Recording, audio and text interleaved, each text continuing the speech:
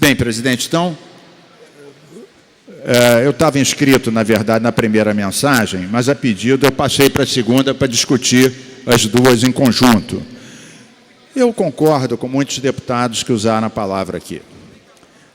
O Estado vive uma crise enorme, trágica. Ninguém pode se recusar a discutir ela com objetividade. O que acontece? Em primeiro lugar, o governo, ele demorou 2 anos para mandar essa mensagem. Segundo, o governo parece que ele, quando faz análise, ele não raciocina, não diagnostica as razões dessa crise.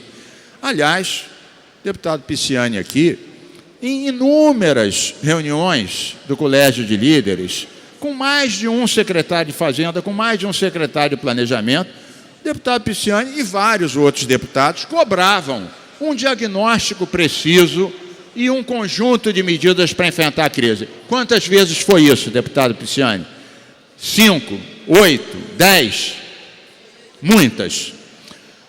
E agora continua sem haver autocrítica, continua sem haver um diagnóstico, vem um pacote que pega em cheio os servidores, como se eles fossem os responsáveis, como se eles tivessem muita gordura. Mas só que essa não é a verdade.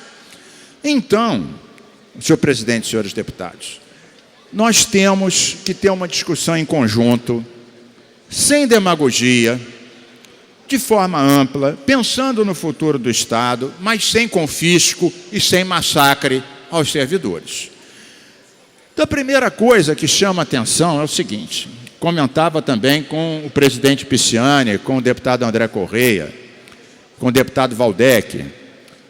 Não é razoável que os outros poderes, o Judiciário, o Ministério Público, o Legislativo, fiquem completamente fora disso. Não vamos fazer demagogia. Não vamos fazer demagogia. Como é que nós, deputados, podemos votar sacrifícios para os servidores e dizer que aqui não tem nada para cortar daqui, dali, de acolá? Claro que tem. Eu não estou dizendo que não houve cortes e que não houve economia.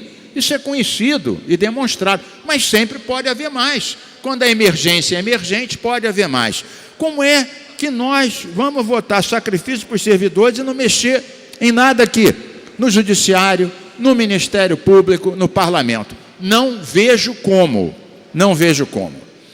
O deputado André Correia lembrou questões do passado, e por acaso eu, por ser mais antigo, participei diretamente dessas todas. O deputado Pisciani, em grande parte dessas também, ainda sou mais antigo, que foi o fim dos jetões. Foi o primeiro parlamento que acabou com os jetões, foi um projeto nosso. O fim da pensão especial aos 8 anos, né?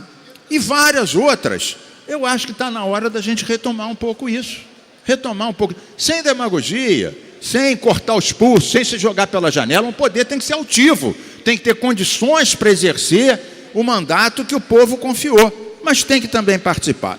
Outra questão, em relação a essas mensagens, que é o nosso tema hoje, nós fizemos emendas às duas.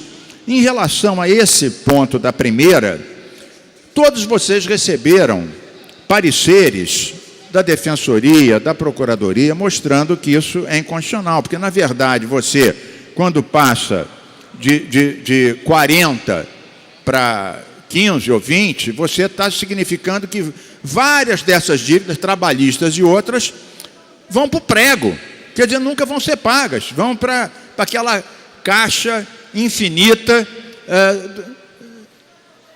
e que não vai ser pago. Então, eu acho que deve ser mantido o valor, e se for para diminuir de 40 para 35, para não dizer que não está fazendo alguma coisa, e não para metade, que isso vai prejudicar muitos pequenos.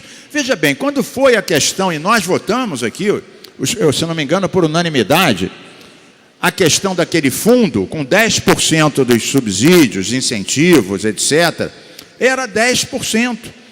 Agora querem tirar 30% dos servidores, ou a metade dos tais pequenos valores. Então, você vê que não há uma correspondência. Esse sacrifício não está sendo distribuído nem de maneira planejada, nem de maneira equânime ou proporcional como deveria ser. Tem que haver algum sacrifício? Não há dúvida. Mas qual é a raiz? Qual é o planejamento? E como distribuí-lo de maneira mais equânime, mais harmônica, mais proporcional? Eu vejo, e me associo a vários deputados do PSOL e de outros partidos, e vou concluir, senhor presidente, que protestaram muito em relação à questão da violência, das bombas, etc. Eu quero dizer que eu me sinto tremendamente mal. Eu, como antigo, era estudante, fui vice-presidente da AMES no tempo, a gente estava levando bomba, mas era da ditadura militar. Isso aqui é uma casa democrática, todo mundo que está aqui foi eleito pelo voto popular. Eu imagino como todos se sentem, estando aqui acuados dessa maneira e sentindo o cheiro do gás lacrimogênio que está em cima de representantes do serviço público, que são aqueles que fazem a máquina do Estado funcionar. Pode ter um mais exaltado, outro menos exaltado, mas são os servidores públicos, não são bandidos, não são marginais, não são terroristas. Então, isso incomoda e muito. Ainda bem que está aberto o canal de diálogo, houve uma reunião, vai haver outras, mas tem que haver gestos concretos, palavras e posturas, e um enfrentamento. Essa casa enfrentou o presidente Pisciani Otti, foi mandada de volta a mensagem, independente do parecer do Supremo, do confisco dos 30%. Mas eu acho que algumas das outras mensagens também vai ter que tomar uma posição mais forte como essa, que foi compreendida e saudada pela sociedade. Vamos enfrentar a crise com dignidade, com um traço equânime, e não carregar tudo exclusivamente nas costas do servidor de um único poder. Temos que pensar e agir, porque vamos ser julgados pelo conjunto desse pacote. Vamos tirar o Estado do buraco, mas sabendo por que ele chegou lá, qual é o caminho e como ter uma visão estratégica dessa saída. Obrigado.